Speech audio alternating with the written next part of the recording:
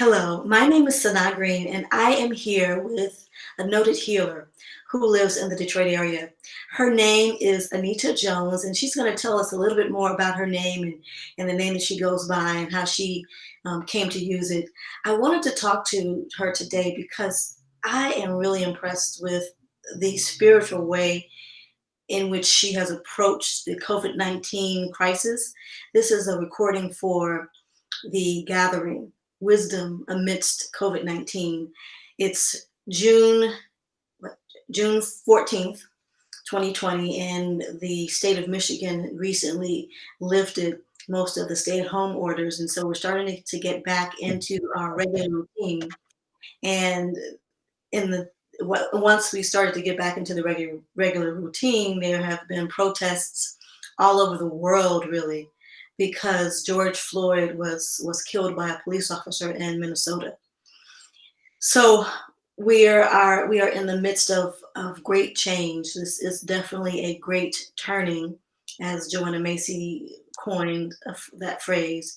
This is a great turning, and we are in a great position to explore new ways of being, thinking, praying, and I believe that our interview today will give you some things to think about as we move forward in this time. So I'd like to introduce Anita Jones, and if you could tell me a little bit more about your name. I know you said that Anita is your legal name, and so tell That, us about how you call yourself. absolutely. My given name is Anita, and it's my mother's name. Um, but my dad, even though we didn't live in the same home together, he didn't live with us. When I was with him and his wife, he always called me Ruby because I look like his mother. So I grew up hearing him call me Ruby. And in the 80s, when I went through um, some spiritual transformation, I chose Ruby as a pseudonym because at the time, the transformation took the form of creating ritual. And I was raised Baptist in the Cass Corridor. I had no prior experience with doing ritual, but that is what my inner voice was saying to me. And that's what I chose to embrace and follow. And so from that time forward, the ritual that I did, I dared to do it as performance. And I used my grandmother's name, Ruby Woods, as a pseudonym. Okay. And which name do you think most represents who you are and the role that you're playing in the world? I think it's a spirit name, and it took me a long time to start referring to it as that, but over the years, I've been in many different, either it's like a goddess-centered ritual or a Native American ritual, sweat lodge, and many people talk about their spirit names, and oftentimes they say they were given it by either a mentor or during some kind of initiation.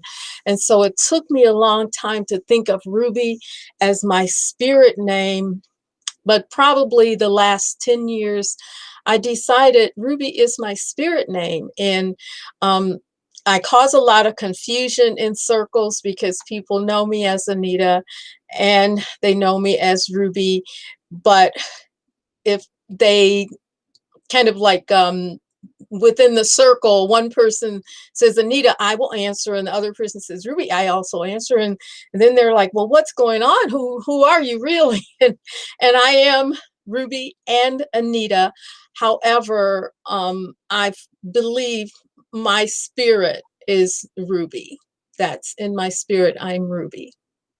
You know, Sanaa is my spiritual name, and I started using it in, I guess, 2006 after I went through a couple of rites of passages and then came back. I was in the midst of moving, and it's my spiritual name, even though my mother used to say to me all the time that while I was growing up, she would say, you know, I used to ask you your name, and I would say, what's your name? And you would say, name Sanaa, name Sanaa. So she called me Sanaa as as a nickname. She just Yes. called me that. And actually, Sanaa is the capital of Yemen, and they actually pronounce it Sanaa. Just like Hmm. I pronounced it. So it is my spirit name, spiritual name, and and I also use my legal name because both of those are my name as well. Sometimes I don't even say the name because people get confused. But It does cause confusion, and I have a friend who's an attorney, and some years back, she got the papers all ready for me to change my name legally, but I didn't take that step because I felt, the signature would be difficult for me, and I didn't wanna be in a legal situation where I had to sign something, and it says, Ruby Woods, and I signed Anita Jones, you know? So so I stopped short of doing it legally because I felt that, unless I, get to the point where I publish a great, piece of work or am in line to get some money, then I'll take the step to legally change it, but right now, I'm Ruby and I'm Anita. yes, And I will answer to both, but, in my spirit, it's definitely Ruby, and I didn't know my dad's mother. I did visit her farm when I was little, but I probably was 5 or 6, and I remember the farm, I remember the hogs, I remember taking a bath in a wash tub, I remember eating white corn. I'd never had that before, but I don't remember her. And that was the only time I was in her presence. But I did see at least one picture of her subsequently, and I agree that I look like his mother. you know, so I have two questions that I wanted to stem off of this conversation. I'd like to get back to the names in a minute, but you are calling the name of your ancestor Oh, and, absolutely. embodying that particular name, and there may be other ancestors' names that you call. Is it this? Is it because of the time that we're in that are you more conscious of your ancestors now, or is there something that is causing you to be closer to them now? Are you feeling closer to N- them? No, I've been doing that for some time, even though um, I've not really been part of the Afrocentric community. I do respect and understand pouring libations, and when they call ancestors or they will ask an elder for permission to proceed, all of that resonates with me. But I think more than anything, I am someone who always was very present, even as a child. Uh, my mom would probably either find me watching ants come, watching the ant hill, watching the ants, or going next door and watching my grandfather work. I could spend the entire day watching him. He was a junk man as well as a janitor, but with the things he gathered, he would break them open to take out aluminum and copper, and I would just watch him break these things down. But he also was a builder. I watched him build this massive barbecue pit. um, I came over one day, he had completely deconstructed my grandmother's bathroom. He redid her bathroom, and I could spend the entire day watching him and not say a word. So I've always been uh, in so present, in the moment of my life, just playing with kids. I knew that I was different than the other children, but at the same time, I did fit in. It wasn't like they thought I was odd or anything, but I just knew that I just had a different perspective of things. So that presence, that being present, has always been with me. And so my first inclination is always to go within. So in this time that we're in, where thousands and thousands of people have passed away because of COVID-19, um, people have been killed by police in violent acts. There are riots, well, not riots, but protests in the streets, some of which have resulted in looting. As in being present, what is it that you're experiencing now during this time? Well, I have to believe that the souls that are being sacrificed, that was their mission, that's what they came for. At the same time, that does not mean that I condone brutality, oppression, slavery. I do not.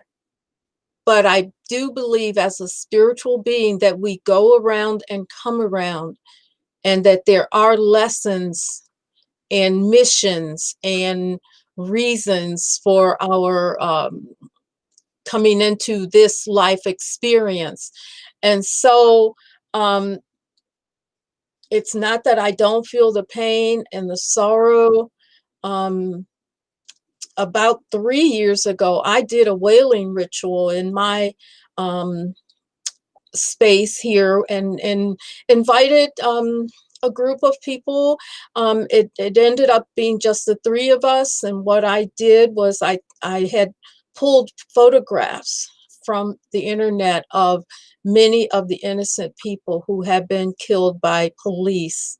And I think probably the most affected one, the one that I have been most affected by, is Tamir Rice, because all I can think about is that he was playing under God's sky, and that police officer just killed him in cold blood.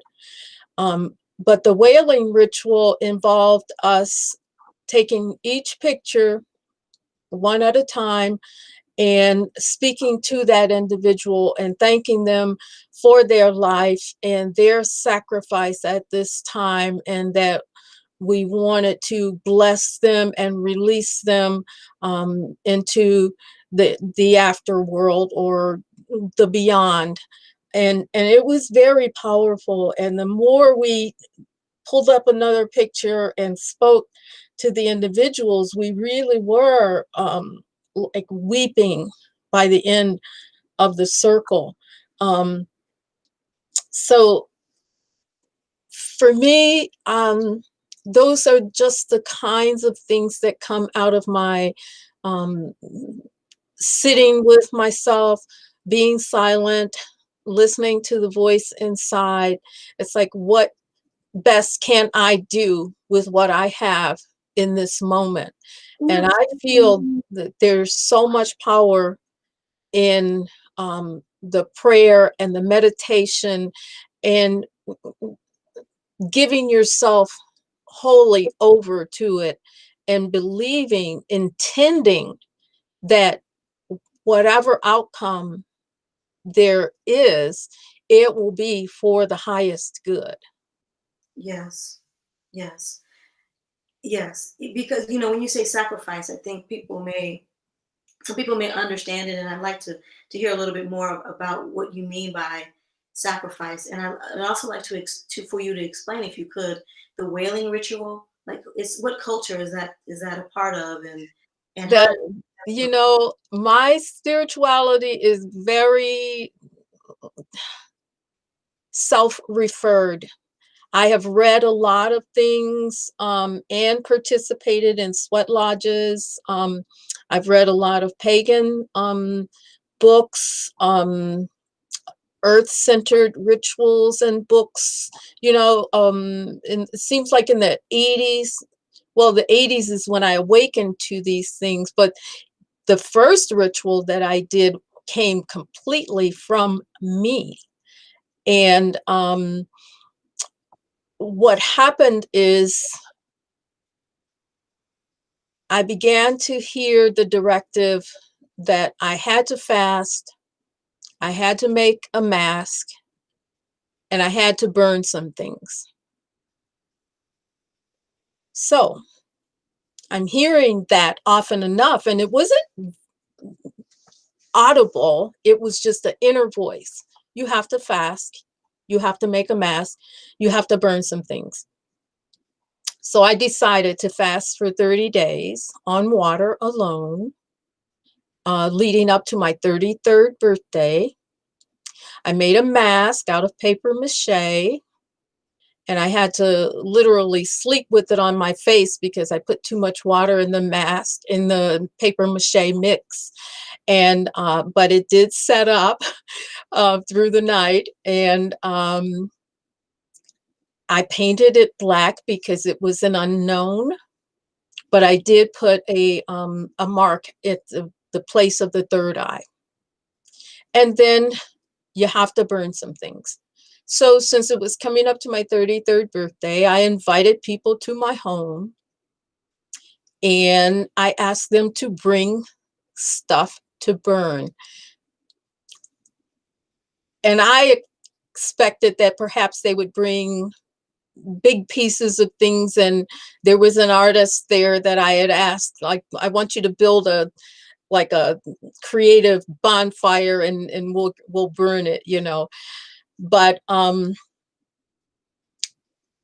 people did not bring big things. They brought little things or nothing at all. But I, in turn, didn't hear this part of it, but I wrote some words that I felt should be spoken, and I invited my girlfriend and her husband to stand with me as I spoke these words. And the on the evening of the event, they said to me, you know, we really can't do this. And at that point, I was like, don't worry, we don't have to do that part at all. And so they stood with me, and two of the things that were brought to burn were cedar and sage. One person just made a list of things that were all their regrets. And then some people did bring wood. So we had a nice fire to work with. And so we're standing there, and my girlfriend had picked nasturtium flowers. And as the fire began to burn and the sage and cedar smoke was rising, I felt a wave of energy in the bottom of my feet, and it moved up my body and out the top of my head. And I was just happy. I was just filled with bliss and happiness. And all I could think about is growing up in the Baptist church, and some people would get happy in church. And I always thought, I hope that never happens to me, you know. Right, And and so, here I was, mhm. So you I wanna know, in right, my backyard, and I got happy.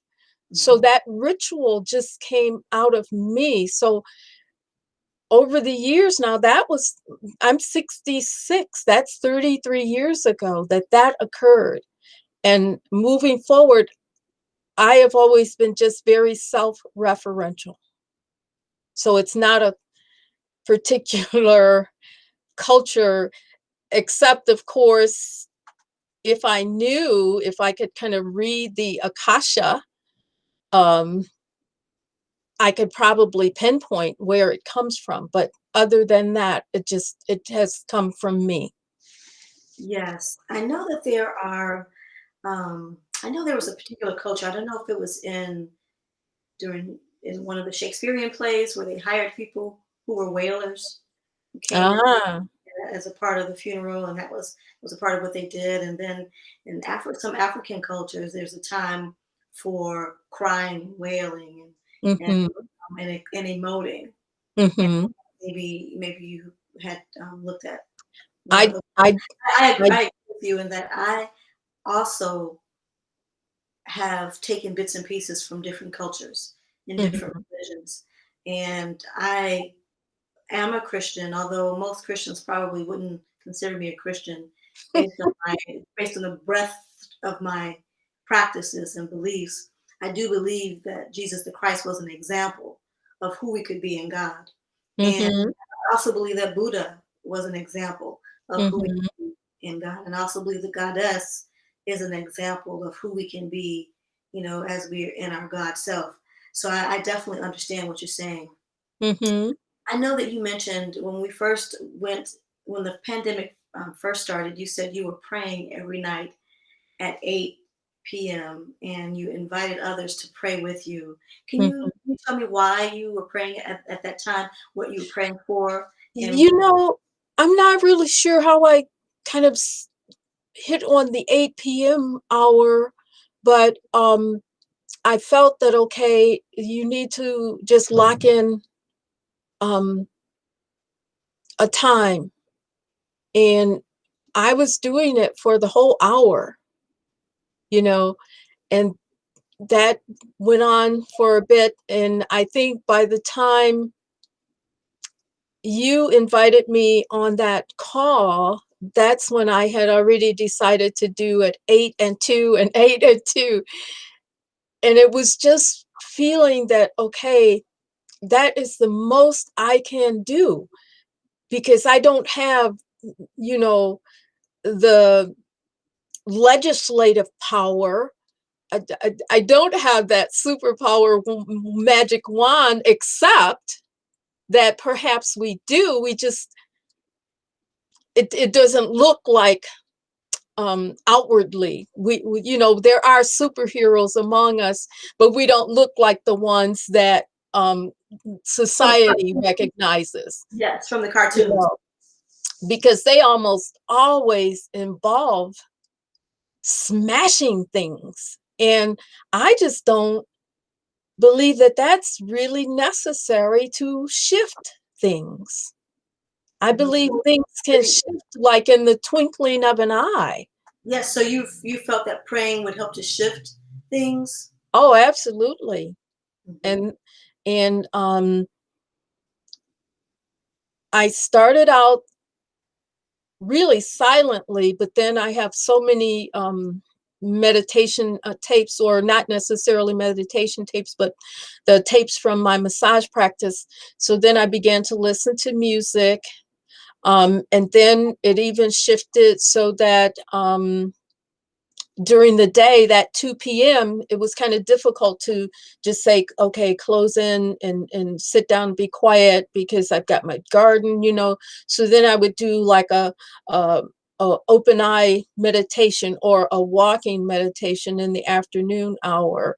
And then the morning, um, perhaps journaling or um, reading from I've got books that I have accepted as gifts from people. And even though I was raised Baptist, and I probably am Christian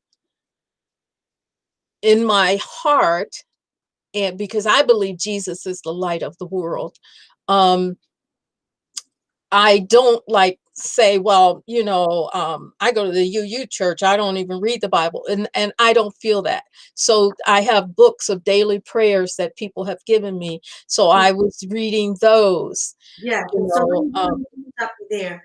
So I believe that the idea of praying together at a certain time is very powerful. And I thank you for inviting me to participate. And I found that I was looking to send Reiki, distance Reiki, and I found that I was actually being receiving Reiki. Like Mm, I was falling. It was the energy was so strong that I was actually dozing off, and mhm, I would go into kind of a, not totally asleep, but kind of a meditative state to receive the energy. So I know that was a powerful time, and thank you for suggesting that activity. mhm. And I'd like for you to talk, if you could, about the notion of shifting. I know you said that change, you believe change can happen in the twinkle of an eye. What are the ways, how do you think we might be able to shift the collective consciousness that's present right now that makes it possible for white police officers to murder black people or to hurt others, not just black people, but to hurt others? What, I believe that there is a collective consciousness that we all have held that makes that possible. Do you think that it might be possible to shift the collective consciousness? I do, and it's happening. Um, but that idea that, okay, it could be like here or there, you could be there or there. That I believe is possible, but we do, because it's an energetic thing, there's a certain um for lack of a term, other term, the so-called critical mass that so many people in the 90s were talking about. Deepak Chopra was always talking about, if we reach that critical mass, then the consciousness shifts. I believe we are marching toward that. There is clearly a quickening of energies. And so absolutely releasing fear, setting intentions, um, speaking things into being, all of that is beginning to happen when um, we see um, little white grandmas with like braces on their legs choosing to walk and say Black Lives Matter. We're definitely in a different place than we were 3 weeks ago. Yes, that's true. And so the fact that now Black history is not just for Black people anymore. People are flooding the Black bookstores, and they're reading things that we've been operating in these this segregated culture, and what we're finding is that segregation has been global, really. And some of us have known that. More of the people who were on the lower end of equality, we've known that. But now some people who, by their silence or their ignorance, have been complicit, are waking up to the fact that things have been happening in their backyard, and they feel right now, I want to do something about this. So that's what I believe is happening. And I don't believe all of the officers are like that. We definitely do have people who are blind to their own humanity, and that allows them to then in turn treat others as if they're not human. Blind to their own humanity. Yeah, it's like when James Baldwin at the end of I am not, well, I'm saying at the end of I Am Not Your Negro, because it's in the documentary, but he said it years ago that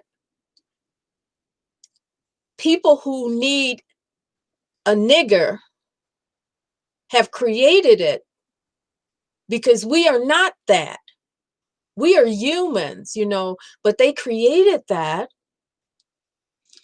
And so if they need that, there is something morally monstrous about them. They are moral monsters that can lynch people or lean on someone's neck until their breath is gone. So there's their blindness to their own humanity, because that's horrifying. And let us not forget that there's still horrors being perpetrated against children and families at the southern border in this country. Yeah. So those things are coming up. W. Kamau Bell, the other day, he mentioned, I heard him in a conversation, and he said, if not for the lockdown, so many people would not have seen the George Floyd video. And I agree with him that it's been a strange confluence of energies, but because people were locked down, because they, everybody's glued to their tube, either Zooming or whatever, but like on the side, you may see this video, and because I know in my feed, the white people were like thinking about George Floyd, George Floyd, George Floyd. But then I started posting single images of others who had been killed. Yes. And they began to say, oh my God, because the information has been like in silos. Yes, that's so true right now because everything's so siloed. It used to be like I know when I was growing up, I knew about baseball because baseball was everywhere. I didn't play Yes. baseball, but I knew the and all the sounds that Yeah. come with baseball. Yeah. And now, if it's not if I haven't specifically chosen to look at or listen to a particular thing, then I don't see it. And I Right. think you said something really, really powerful when you talk about blind to their humanity. Because anytime whatever we do not only to the other, but to ourselves. Yes. So whatever you say to yourself, just like India.Arie said in her song, whatever you say, whatever you first say it to yourself, so it comes out. And I've been thinking, trying to figure out what could we use to help turn around the trauma. Every time we see an image of a black person or any person, or especially a black person, but a person of color being um, beaten or harassed, it can serve to re-traumatize us and make it so that Absolutely. it's difficult for us to heal. And someone was saying we have to get past the trauma in order to heal. And I think that we're going to have to figure out how to heal in the midst of the trauma. Well, I think one thing is that you can share the story without the images. Yes. That that's a step. Right now that the things have kind of broken wide, we may not really need the videos any longer because people now they see, Botham Jean or Philando Castillo. They, they heard of these stories. Another is the gentleman who had the tire, the problem with a flat tire. And the police arrive and they kill him. She killed him. A female officer killed him. When was this? Oh gosh. I think his name is Crutcher. This was maybe 2 years ago. Wow. He had just left a family gathering, has Mhm. a problem with his car, calls the police. Next thing you know, there's a helicopter overhead. She's fearing for her life. And I guess one of the police officers from the copter said, yeah, he looks like a bad guy.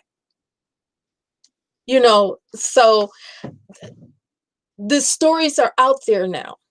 And Yeah. the people who need to see them are seeing them. Yes. Because as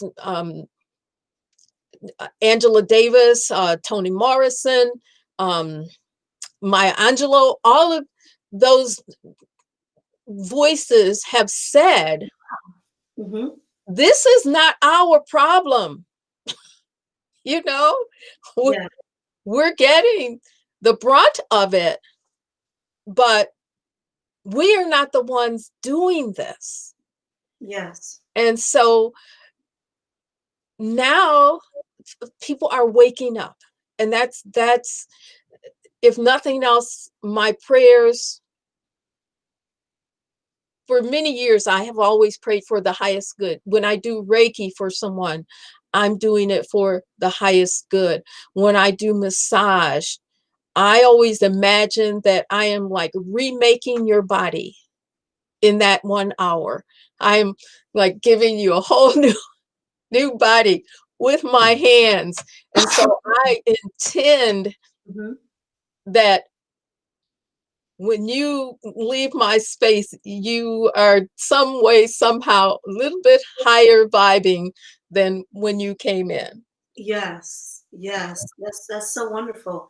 Um, Tell me, how did you get into Reiki and massage? Do you consider yourself a healer? Oh my goodness. Well, I am a former dentist. I practiced dentistry for 11 years. Is it, would it, no, maybe, yeah, 11 years. Um, During the course of that time though, and the way I became a dentist is because I grew up in Detroit public schools, excellent education, straight A student. Um, uh, when you go to Cass Tech, they want you to decide, you need to pick a major, when you're going to college, Turns out that in elementary school, I had done a report on dentistry. So I said, oh, I'll become a dentist. So that's pretty much what I did. And I also was a very kind of eggheady type of child, and going off to college, I was still very developmentally a child. And so I just had blinders on. I got my bachelor's, got into dental school, went to dental school, and came back to Ferndale and opened a dental practice. And so I'm practicing dentistry, and then a woman comes to my office one day. Her name is Dora, and she is from Bulgaria, but she's been living in the States since the 20s with her daughter. She came here and had been trained as a cosmetologist in Bulgaria. Part of being a cosmetologist in Bulgaria involved doing massage. And she needed some dental work, not a lot, but some that she couldn't afford. So she, of course, offered to do massage for me. And so she introduced me first to massage by trading for the dental work. And then I enjoyed the massage so much, I began to ask her to show me how to do the massage. On the other hand, I had another dental client who was a massage therapist who had trained with Irene from Irene's Myomassology Institute when Irene was teaching people in her home. And so she told me, once I really started connecting with doing the massage, and I wasn't, the dentistry was not gratifying at all. Around the 7th year, I knew I, I could not keep fixing teeth for people and then have them go off and drink Coca-Cola and eat cotton candy and then come back with the wreck for me to try and fix again. That it was not good for me, not for my spirit. Mhm. And so I decided I'm going to give up dentistry, and of course my family freaked out about it, but I decided I'm going to give it up and uh, study massage, and that's what I did. And And how? then probably not. That was around 1990 is when I completed my massage, and at that time it was just a 10-month program, so there was an overlap. I was still in the practice, looking to sell the practice, and then the Reiki, I did not get into Reiki until around the year 2000. I believe I got my first attunement. Yes, I was attuned around that time too in Reiki. Yeah, And so, my teacher was, she was Kathy Schaefer out in Farmington. I went to Sedona for Ah, attunements, and how what do you see the role of healers during this time? I mean, we can't really touch people right now. What do well, you you? see, there my first thought was that that is absolutely absurd because, um, I feel the greatest issue with the pandemic across the board, globally, whatever, is more about the immunodeficiencies. And yes, that's why we would see people who are malnourished, i.e., Black and brown people who think fast food and canned food and things like that is is nutritious, or I don't know if uh, they think or the necessarily. case like in Italy, they have a very old population, and they were more immunocompromised. However, I also feel that there was some insidious manipulation of things to create so-called hotspots, you know. Um, but this epidemic is about people being immunocompromised. So if we did not have the medicine, laying hands on would be the next best thing. So as soon as they were talking about this, and to this moment, where people have loved ones in nursing homes, they can't see them, or when people were going into the hospital and their loved ones were just like, take them, and then they don't see them until they're in a body bag. That to me was absolutely the wrong thing to do. Yeah, But, that's horrid. you know, um, that's not a popular stance, you're not going to hear that from the talking heads.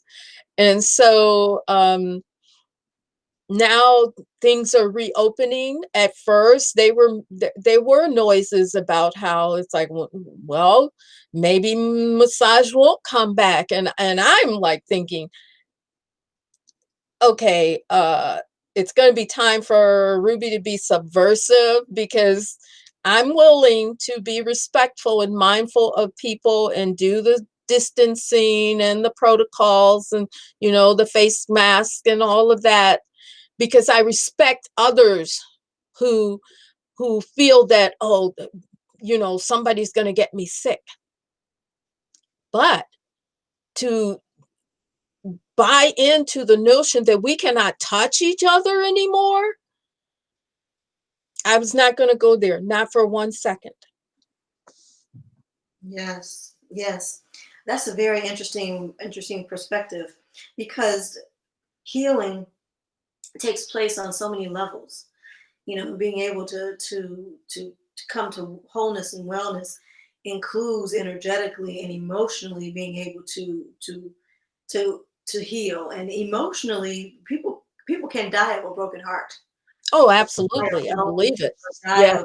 of loneliness. So I think your perspective is really, really interesting and one that definitely needs to be shared. And um, the last question I'd like to ask you is, if you were to state what is the greatest revelation thought that you have gotten during this time, or the most poignant for you.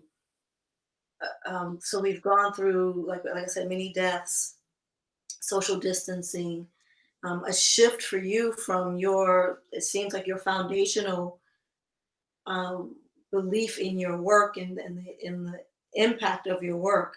So there's been a shift when we talk about social distancing and not touching. Then there's definitely been a shift for you and what can be helpful. Well, And I have. I have to tell you, from day one, I said to my daughter, I felt the whole idea of shutting down, even whether in this country or others, it didn't make sense to me. So that really is not what has shifted for me. What I believe, though, is that